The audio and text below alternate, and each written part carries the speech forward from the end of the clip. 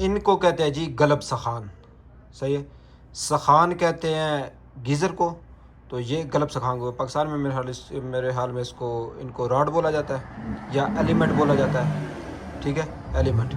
تو یہاں پہ اس کو بولا جاتا ہے گلب سخان.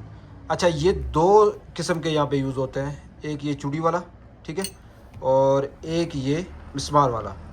ٹھیک ہے. اچھا، ہم اس کو نا مسمار والا بولتے ہیں، مسمار، اور اس کو جو ہے نا چوڑی والا.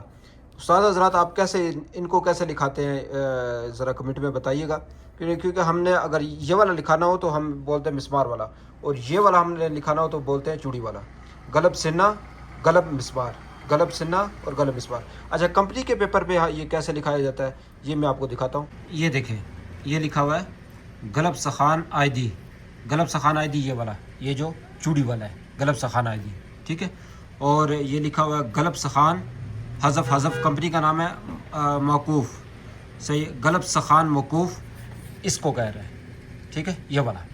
ٹھیک ہے. ویڈیو اچھی لگا کرے تو لائک. استاد حضرات لازمی بتائیے گا کہ اس کو لکھاتے ہوئے آپ کیسے لکھیں گے، یہ کیسے منگاتے ہیں آپ اپنی دکان سے.